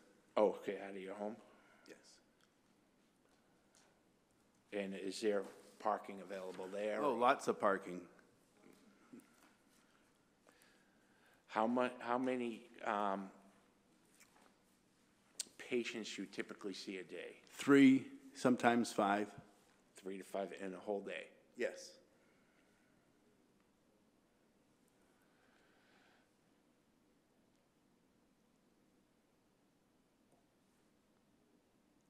Okay, so it sounds like you have an established practice.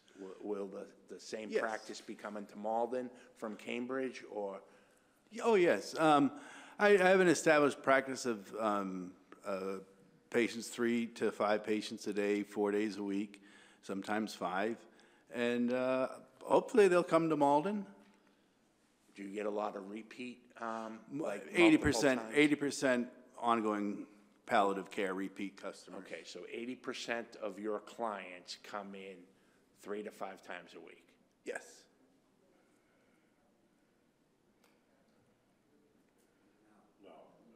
I don't think that sounds. Well, no, 80% of the clients that I have are retention, long-term. Right, I guess what I'm asking, of So the like clients you have, of the client. That's a good question. About 12 to 15 office visits a week. Okay. Yeah.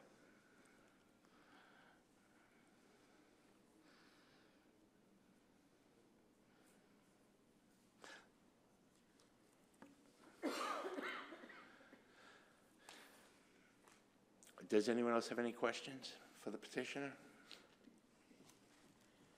Ken Antonucci. So if you're going to have 3 beds, you said, Yep. will you have multiple people there working on the patients, or are they all going to be you? All me. All me. Okay. I guess, so if there's only one of you, what is the sense of 3 beds? Well, if you have an injured neck or low back, maybe put some heat on it for like 10 minutes.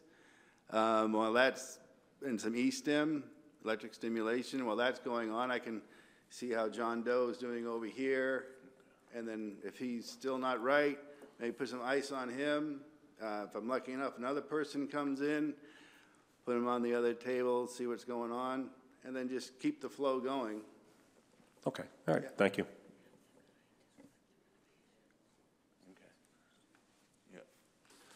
Mr. Cabral, could you please describe the renovations that are going on at this location? Sure. The extent of them and. In reference to the projects, so we've completely renovated the interior space with new walls, ceilings, insulation, flooring, plumbing, and electrical. We have also replaced the entire storefront with new glass and doors. Upon completion, we will replace damaged siding, flashing, and paint or remove graffiti on the side of the office space. Okay, what was in this location prior to Dr. Gilbert? I'm not 100% sure. When when they purchased it, it was empty. Are you the I'm the property contractor, manager. or are you I'm the property manager for Dundee. Okay. Oh, so the residential is commercially owned also? It's owned by someone who doesn't live there? Correct. Eric McCush, sorry I didn't see you there, Eric. Oh, that's okay. Just more of a question for the doctor, but so there's no reception area if someone comes in and has to wait, they're waiting on a table? Well, I'll be with them. I don't foresee any non-face-to-face time with anybody coming in asking for consultation or information on services. And if they're waiting on a table, it's because they have a physical need to be, like an injury or filling out some paperwork. That's about it. Okay. Yep, good question. Jim Chiavelli? No? Well, no, he was popping up here. Tawadage. How long is the patient gonna stay? Is it half an hour or an hour? Well, it depends. I've seen some people with migraines who are there for about 45 minutes to 2 hours. But usual office visits between 15 and 30 minutes, depending on the complexity of what's going on with them or the familiarity I have with their body. Thank you. Yep.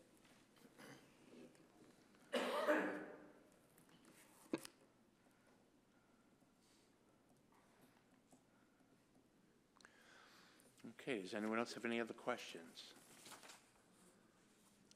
Okay, Diane Chuha. Is this a walk-in service, or do you do by appointment only? By appointment only. Yeah. So I would not be there from 9 to 5. If someone needs it at 12 o'clock, I'd be there at like 11:30, you know. Okay. Tawadage. Yeah. What's your motive from moving from Cambridge to Malden? Do you expect more clients? That's a really good question. It's funny, I heard a great term this evening called infill structures. And the business where I'm at now, they're tearing it all down, and then they're going to put up condominiums. So instead of like 10 residential and 5 businesses, there'll be 50 residentials and 20 businesses. So it's progress. Alewife area is just exploded, and I'm part of the explosion, and I'm looking for a place that I can still serve the community and my patients and afford to stay there. So I was fortunate enough to hear through the grapevine about 215 Salem, and it didn't really look like much, but I always believe in potential. Thank you. Yeah. Okay, Tawadage. No? Any other questions for the petitioner? Michelle, any questions for the petitioner? Yeah, do you have a set schedule, hours of operation, what days you'll be working? I have a sign-up call for an appointment. If it's Sunday at 4 p.m. and you're in pain, it has no holiday, so I'm ready. So you don't have a set schedule? No, I don't need to. I don't do walk-in services only because of the, you know, you got to do insurance verification. Yeah, and if it's a real emergency, you want to get x-rays. I don't have x-ray facilities at the office, so maybe an emergency room. But, you know, I'm here to serve the community and for appointments.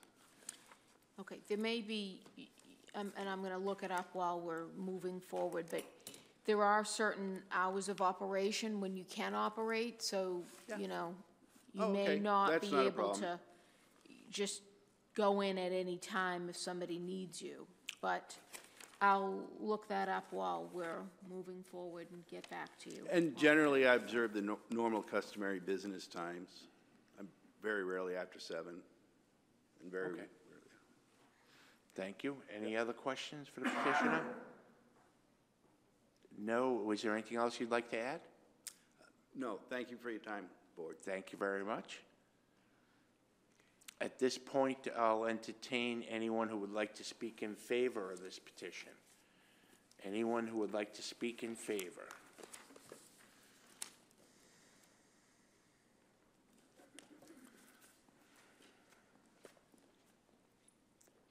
Hi, thank you, members of the Planning Board. My name is Barbara Murphy. I'm the Wood 5 City Councilor. I always struggle with, am I in favor or am I against? I wish there was kind of an in-between time, as I say a couple of times. But as a Wood Councilor, when you look at an area, a residential area like Salem Street or the previous discussion that we just had up on Main Street, you look at what's going to be the least impact. I met, and Ms. Romero, please correct me if I'm wrong, but I did meet with the building inspector this week to talk about the actual property and the fact that to confirm that it is in neighborhood business and what would be allowed by right in neighborhood business. And you could have something go into this shop like a nail salon or a hairdressing salon or any type of retail service, which would have or could have, you know, a really detrimental impact on the traffic in that area. I have met with Dr. Gilbert. We have talked about his practice. I thought you folks added some great questions tonight that I never thought to ask him, which I thank you for asking him this evening. But when I look at a number of patients he's going to have versus the number of people that might go to a hairdressing salon or a barber shop or a nail salon or a retail store or a rental agency or a real estate agency or an attorney's office, it seems like this actual use would be less detrimental to that area. Plus the other thing, I look at Maplewood Square, and I am a little envious of it. I really do think that Maplewood Square, although this is not what we're talking about, really kind of is what a square should look like. It has an eye doctor, you know, it has a dry cleaner, it has restaurants, it has a meat market, it has a fish market, it has restaurants, it has hairdressing salons. And the Salem Street corridor down where we're talking about really doesn't have anything different. And to me, the thought of bringing in a chiropractor who could help residents and offer some services, it would be something quite different than we're used to seeing there. So that combined with the what Dr. Gilbert has stated about the amount of patients that he has during the week is accurate, seems to be kind of an exciting new use with limited impact to the area. So for that, you know, I am in favor of this. I did, in speaking with Dr. Gilbert, specifically ask that he, as the owner-occupant, not the owner-occupant, but the occupant, find space to park his car so that his car would not be on Salem Street during his working hours, which it seems that he has done from his statement this evening. So obviously, you folks always make a great decision, so I'm sure you'll take everything into consideration. But, I would look at, trying to do something with that little area of Salem Street that's a little bit different, that would offer some different services to our residents. So thank you. If you have any questions, I'd be happy to answer them, but that's what I'm here for this evening. Thank you. Thank you very much, Councilor. Is there anyone else that would like to speak in favor of this petition? Anyone else to speak in favor? Michelle, anything to read in favor? No. Okay, seeing no one else in favor, declare that part of the hearing closed. Is there anyone that would like to speak in opposition to this petition?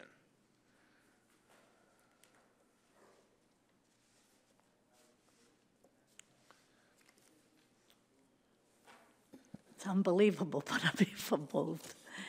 My name is Rosemary Baglio, 170 Emerald Street, Malden. I happen to own the property 2 doors away. There's one house, and that's it. Now, this one I came prepared for, so please, bear with me. If you started where the 2 6-family houses are, right near McCush's funeral home, you have Richardson Street, then you have a crosswalk, then you have a bus stop, then you have the 7-Eleven. No parking anywhere, no parking on the street. Then you finally wind up with 2 parking spots. Now you're at Franklin Street, can't park there. Crosswalk, can't park there. Hydrant, can't park there. 4 small businesses. Just the little space of those businesses, that's how much parking space is there. I live there. Then there's 1 parking spot, but it's a 1-hour parking spot. Now you get to 195 Salem Street. So you've had 1, 2, 3 parking spots. In that whole distance, 3 parking spots. Now you've got a 1-hour parking spot, Woodville Terrace. Then 1 spot, 209, 211. You got Salem Place, another little court. Then you got the bus stop. I'm there. Then you've got me. Crosswalk, if you impede that crosswalk by 3 inches, the lady next door got a $500 parking ticket. She lives there and she got a $500 parking ticket because she overlapped into that crosswalk in front of my house is a handicapped crosswalk. So I've got a bus stop, my driveway, a handicapped parking spot, her driveway. I parked in front of my own driveway to drop something off in the backyard. A cop came along and gave me a ticket for parking in front of my own driveway. He said, "You parked in the driveway." I said, "No, I didn't park in the driveway. I parked blocking my driveway." He said, "You're overlapping the bus." Just so that he could make it, so he was going to give me a ticket. I said, "I got news for you. I'm not getting this ticket for parking in my own driveway." After that, you've got 227 Salem Street, 231 Salem Street, the Animal Hospital, 1 spot next to that, 233 Salem Street, Norwood Street, 241, 243, the Daily Foot Doctor.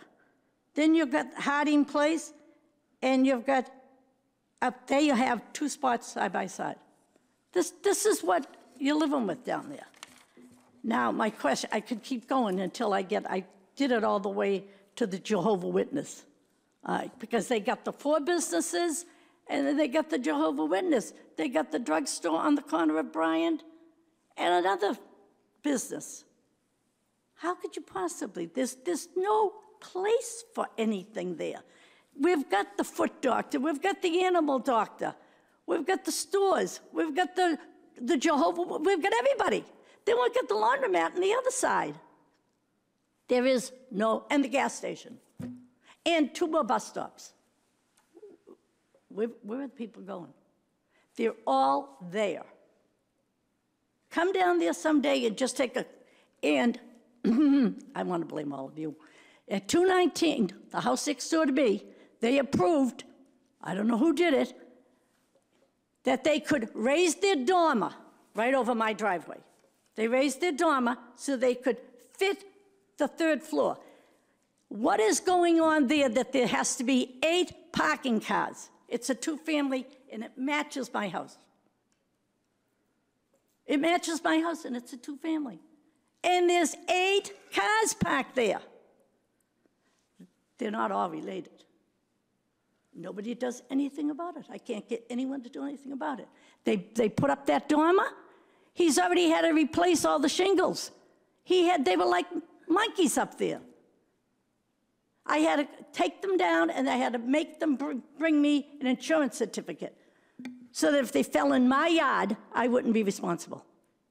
I kicked them all off the job till they got the thing. This piece of property, nothing's been done in that property. You pull your permits. The roof was leaking. Why are they putting up the wall? The roofs were leaking. He's fixed all the outside now. Wonderful. They have no parking. I question what's going on if he's got to hang curtains and they're not having a wall. Does the owner really expect this place to last? To me, it's questionable. Why? If you say you're a one-man business, then you've got 3 beds, he even out of his own mouth said, well, I might have somebody with a neck, I might have somebody. Well, now then you've got 3 clients. He could possibly have 3 clients in there. That's 3 cars, not 1 car. That's 3 cars. The one doctor practice, I wrote things down as he said them. Oh, and he said something about the place never looked so good. He's right there, because nothing's been done in that place. And I wanted to know why about who pulls a permit if you own it? The doctor pulls the permit? I didn't understand how that works. Which permit are you talking about, Ms. Well, Bagley? to rent, to renovate? legalize it or whatever. I mean, To renovate or his petition here? The renovation was probably done by the building owner. oh, is that how it works? And then he has to pull a permit to be there? Is that? Yeah, for the use that he's proposing to put in there, that's what he's before us about tonight. Oh. Not any of the renovations, because when I was down there and I looked at the building permits that are posted on the window. Yeah. It says who it's issued to, what they're allowed to do, not Oh, great detail, okay. but if you go by it, I- it's a little bit of detail. I have been up and down the court and everything. As I say, if you went down, there's no parking on the court. You can see that. I mean, you drive down and you have trouble turning around to get back out. You know, and that's the same on every court that's down there. So I can't say, you know, I don't know what to put in there, as the councilwoman said. But, you know, curtains that are hanging and you could have 3 people being worked on at the same time. That means 3 cars. And in the snow, is he going to park up on Cross Street and walk? I don't know how much exercise you want. But put me down as no. Thank you very much. Is there anyone else that would like to speak in opposition? Anyone else? Michelle, anything to read in opposition? No. If there's no one else in opposition, declare that part of the hearing closed. Michelle, can you take us through your staff report, please? Yes. You heard where the property is located, on the southern side of Salem Street, on the corner of Salem Place. The property is the site of a 2.5-story, 3-family dwelling with the attached single-story storefront. That's the subject of the petition. The proposal, according to the floor plan, the space is 394 square feet. Chiropractor's office is considered medical center under our zoning ordinance in accordance with the definition, so it does require a special permit. In this neighborhood business zoning district, it is located in the neighborhood business zoning district. The space is currently vacant, we heard. Records indicate it was most recently used as general offices. I believe that property was a fire site, so it was vacant for a period of time following that. The dwelling that's there, that's attached to the storefront, is a 3-family dwelling. It was originally a single, was converted to a 2 in the 60s, and at some point a 3rd unit was added. The direct abutter to the west is a 3-family dwelling, to the south a single-family dwelling, to the east on the other side of Salem Place, a 2-family dwelling, and to the north on the other side of Salem Street, a gasoline filling and service station, and a 2-family dwelling. Surrounding land use is a residential and business. The Residence A zoning district abuts the property to the south. In terms of dimensional controls, the building does predate the current zoning ordinance. It violates all dimensional controls for the current 3-family dwelling use and the most recent general office use, except frontage and height. The proposed medical center use creates no new violations or nonconformities. In terms of parking requirements, the proposal requires a total of 8 spaces. So 5.5 spaces per 1,000 square feet of gross floor area for the medical center. So that's a total of 2 parking spaces. And for the 3-family dwelling, 2 spaces per dwelling unit. That use is considered grandfathered in, so it's exempt from the current parking requirements that require 1 space per bedroom. it's not noted here, but I did receive information from the property owner that there are a total of 8 bedrooms. Well, it is noted that there are 8 bedrooms. According to the property owner, there's a 1-bedroom, one unit has 1 bedroom, 1 unit has 3 bedrooms, and 1 unit has 4 bedrooms. The most recent general office use of the subject area also required 2 spaces. Now, that parking calculation is a little bit different. It's 4 spaces per 1,000 square feet of gross floor area. But given this particular size of this space, it ends up being the same, so it's 2 spaces. So the proposal maintains the existing parking deficiency. The site plan that's submitted, that you have a copy of in your package, doesn't depict any parking. Property owner informed me there's 1 space on site. I was down at the site today. There's a driveway that runs behind the entire dwelling. I would say it can accommodate more than 1 space. They would be, you know, tandem or, you know, head to end spaces. So there's only 1 way in and 1 way out of the driveway. You can see one of the pictures shows you the driveway. But no on-site parking is proposed for the medical center use, so I understand the driveway is used by the residential tenants. Adjacent to the property, there is some on-street parking. It is restricted by posted signage and limited due to driveways, fire hydrants, and crosswalks, and bus stops. I omitted.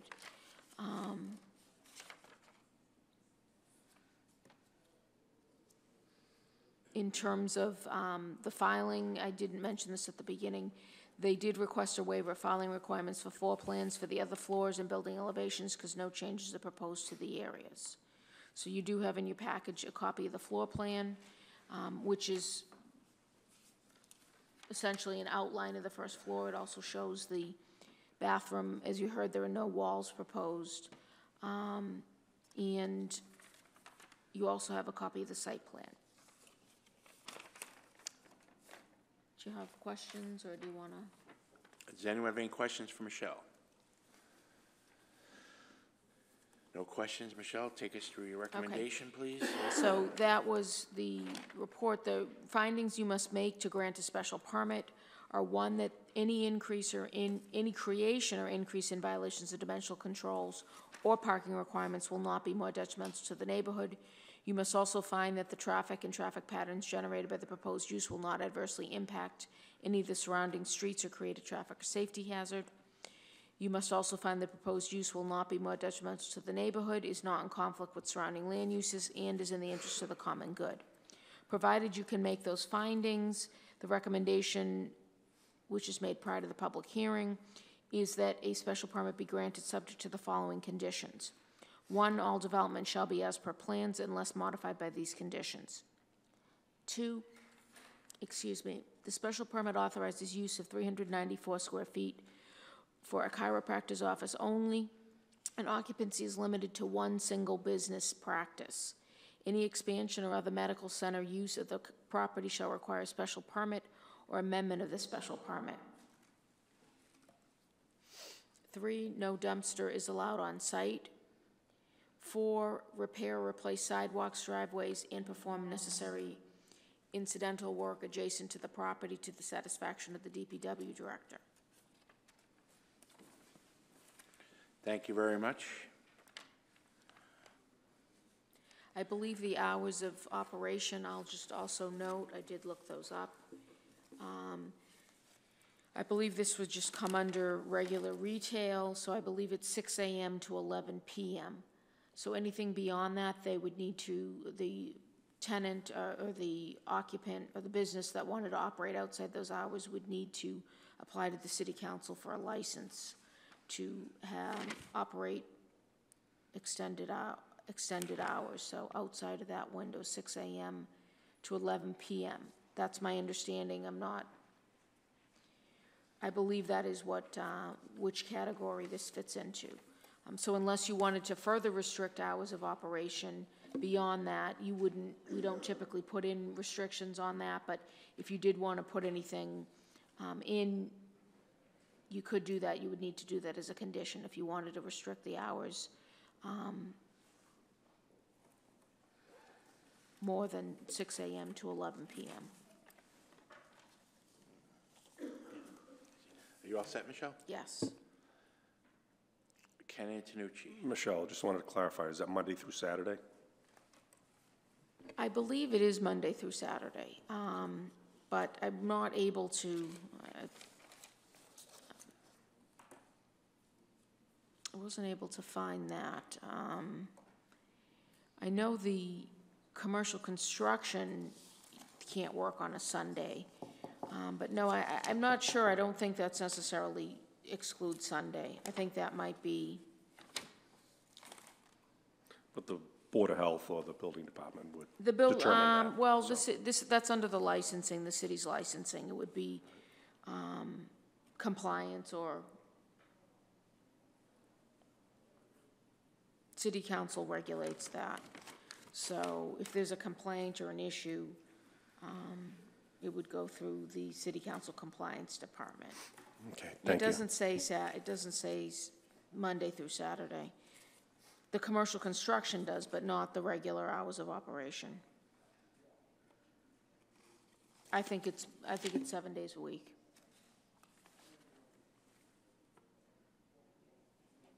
So you believe it's 7 days a week? I do.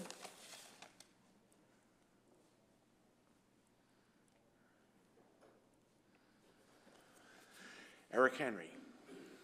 Yes, thanks, Mr. Chair. I was just wondering with regards to restricting the hours, if we would definitely benefit for something like if we had a traffic study or something with this business here. But it seems that I know most any other time we would go in a situation from as lots of parking to zero parking, we would be our hair would be on fire around here, I would think. But it seems that the petition does have some flexibility in the hours, and off-peak hours, that we could restrict to whatever off-peak hours in that window in our neighborhood. I say our neighborhood because I'm sorry, I'm speaking to the mic. I say our neighborhood because I do live adjacent to that street, in all full disclosure. So I think the area could absorb the business.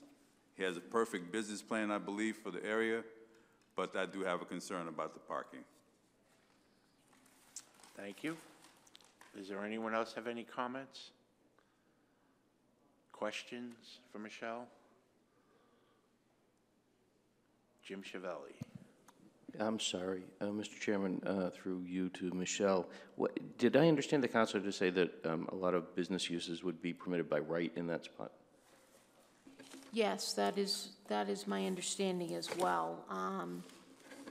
So this is neighborhood business zoning district, so what's allowed by right are, let me just look through the list here. There's several institutional uses: hospitals, nonprofit schools, religious facilities, funeral homes, nursing home, general offices, recreation for gainful business, retail sales less than 5,000 square feet, which obviously that is, retail services, excuse me, and that is it. Now, they would need to comply with the parking. If the parking violation were increased, they would need to go for a variance. Out of those uses I just listed, though, general offices, retail sales, retail services, recreation for gainful business, those all require the 4 per 1,000. So they would be grandfathered in, or they would have the same parking as the grandfathered in use. So it would be the same parking, as long as they're not creating a new parking violation. This particular business use category does require more parking, but again, because of the size and the way we calculated it, ends up being the same amount of parking. And that's a couple spaces. It's 2 spaces, right? Because it's 2 per. Okay, here it is right here. Yeah, Just I mean, circle anybody it. could, if you want to check my math, but No. because it was such a small number, it still ended up at 2. 400 square feet at 5.5 per 1,000. You're looking I at 40%. mean, was I supposed to round? I didn't round it up when I calculated it out. Yeah. So it still came a little bit over 2, but it didn't go over enough to round it up to 3, so. I don't know how long the space has been vacant, but this is not a petition that's before us because of it being a pre-existing non-conforming use that we're worried about, or we would want to be concerned about expiring. If a use is allowed in that district, they can apply for the permit, regardless of how long it's been vacant. Any other questions for Michelle?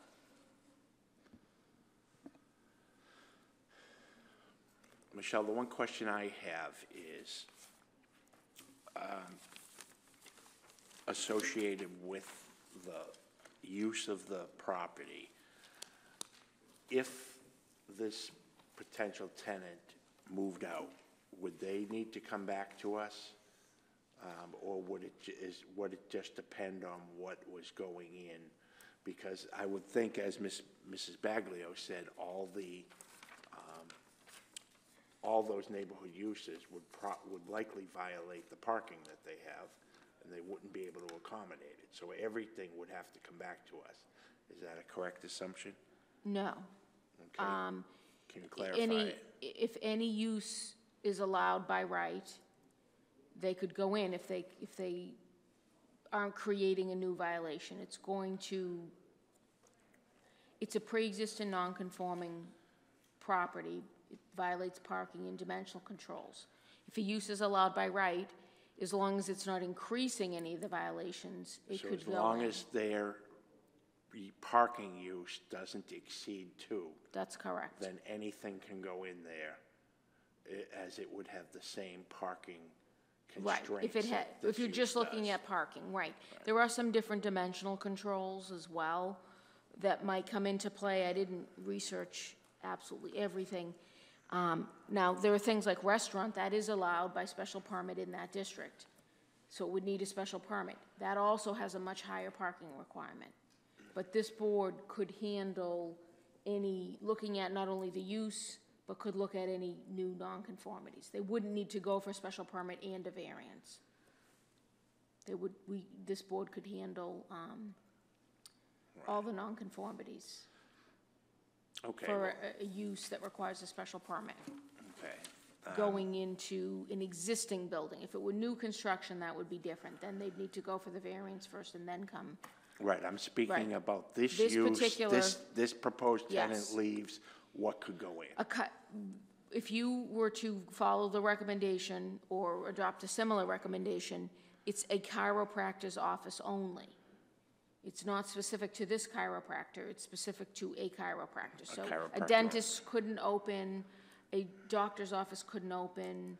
There were several other things that are considered medical center that wouldn't be able to go in if you follow this particular, if you adopt this particular condition.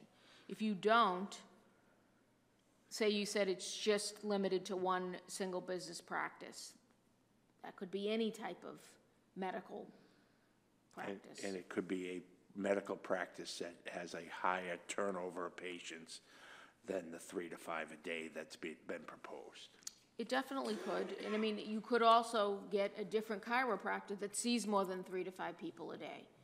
So, I mean, you're basing it on this chiropractor could increase his business, a different chiropractor could have a different business model. I don't think we can limit it to that unless we have occasionally, rarely, put in a condition that states this permit may only be exercised by a particular business. We do that very rarely. It's usually with some of the larger projects, and usually we say, or a similar entity, Okay, So thank you. that's not something I would necessarily recommend for this size space, but. Does anyone else have any questions for Michelle? Any questions? If not, what is your pleasure? Eric McCush. Mr. Chairman, I'd like to make a motion to approve the special permit with conditions listed. Ken Antonucci. Eric McCush has made a motion to approve as recommended by staff. I'll second. Ken seconds it.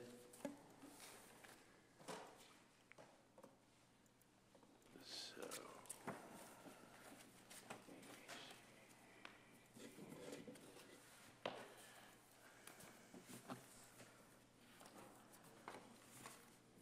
Okay, go ahead, Michelle. Ken Antonucci? Yes. Diane Chuha? Yes. Patrick Fitzgerald? Yes. Tawadej Gubrasilasi? Yes. Patrick Hayes? Yes. Eric Henry? Yes. Eric McCush? Yes. Henry Susi? Yes. Chuck Iovan? Yes. Petition has been granted with conditions. Thank you.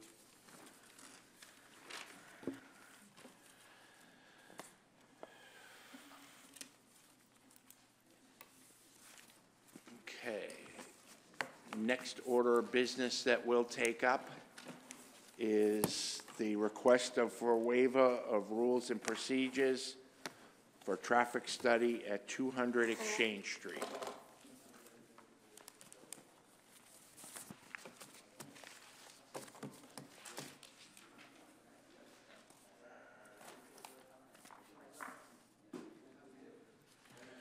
Okay.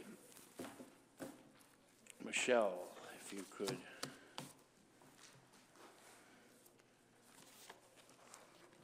Take us through it.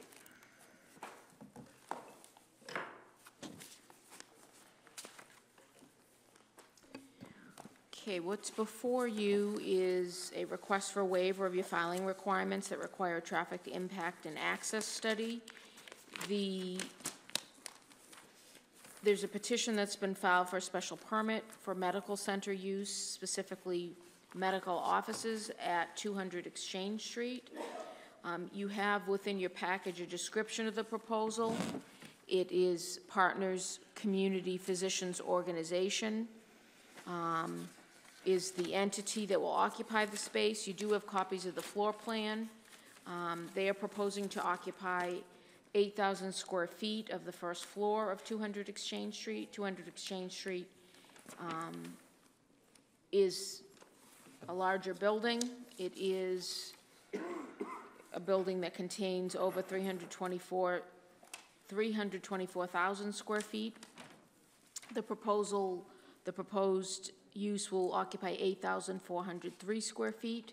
At this time, there are no other tenants that have been identified for the building. Because this is a proposal to occupy a portion of a building that's larger than 10,000 square feet of gross floor area, it's triggering the requirement for a traffic study. They've requested a waiver. You have a copy of the waiver as well as the memorandum that they submitted with some data supporting their request, a technical memorandum. We did have the request for waiver peer reviewed by our peer reviewer, Ken Petralia. He submitted a report and recommendation that's dated December 6, 2018. You also have that in your package. He notes what the petitioner has noted is specifically parking will not be provided on site. Public parking for patients and staff will be available in the adjacent Jackson Street garage. So there's really no vehicular access on and off the site. And projected peak hour trip generation will be minimal. The recommendation of the city's peer reviewer is that since no significant additional trips are expected, we recommend approval of the applicant's waiver request. This is a request for waiver, as I said. This was required, either filing a request for waiver or filing an actual traffic study was required for them to move forward with the special permit. So depending on your action tonight, we will either schedule the public hearing on the special permit for next month, or they will be required to do a traffic study. Okay, does anyone have any questions for Michelle? Patrick Hayes, or was that left over? No? It was left over. Thank you. Any questions for Michelle on what's before us? Basically, 200 Exchange Street is requesting a waiver of our rules for a traffic study. It's been peer reviewed, and the peer reviewer has recommended that we approve the approval of the waiver request. If there are no questions, is there a motion? Diane Chuha. I make a motion that we approve the waiver.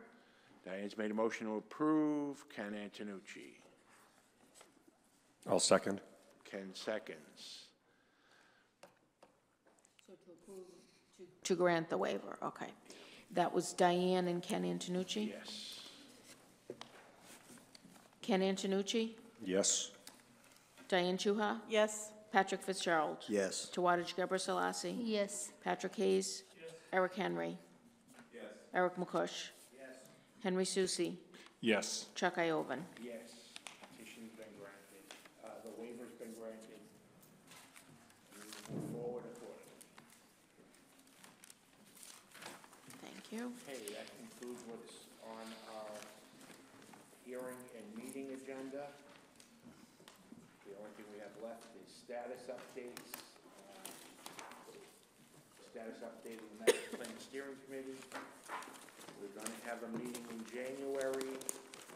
At our last meeting that we held a week or two ago, basically what we discussed was the direction that we're going and what we're going to consider working on next, based on the fact that there are a number of initiatives in process, and that will be taking over, will be being completed over the course of several months. We will likely not be meeting as frequently. We were meeting monthly, and we will not be meeting as frequently. We will meet as necessary, but we will be monthly. Moving forward, while these initiatives are completed, and then at such time that we have more data to work with and more understanding of what's going on, we will be able to, we will adjust accordingly.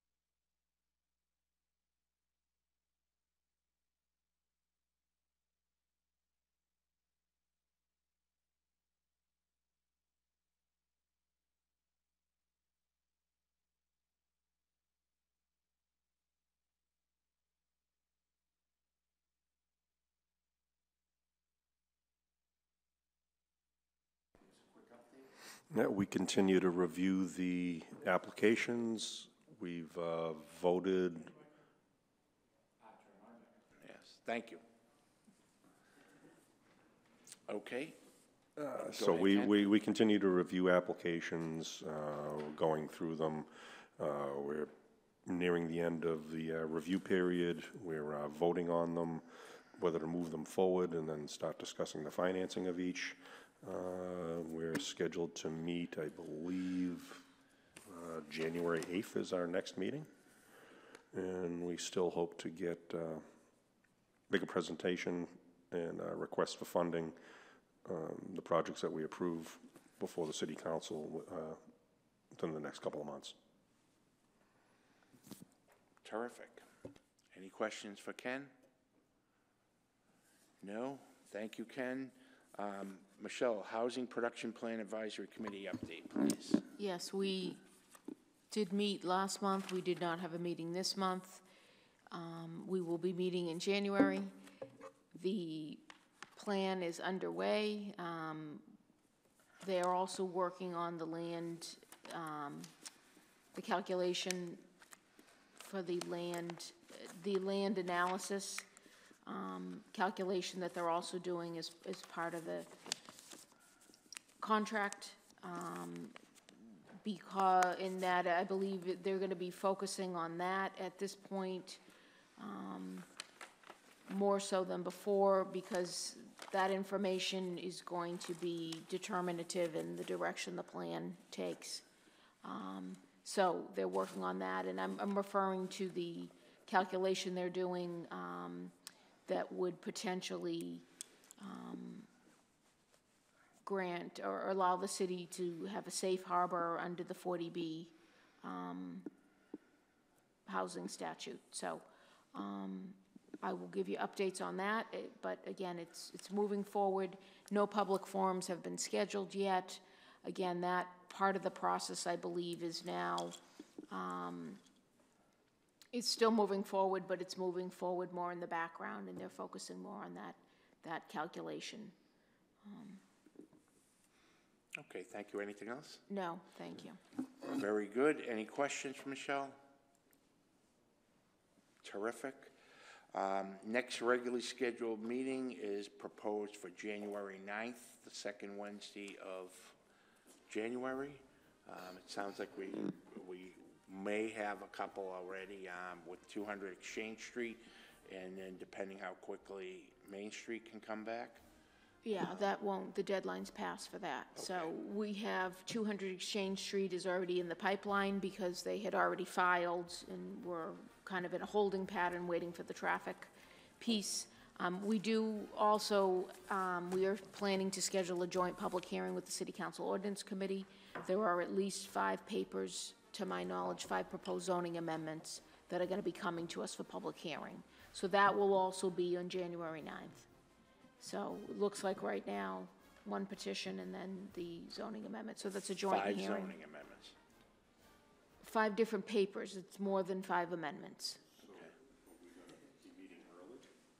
No, we'd meet at our regular time. Should we bring dinner?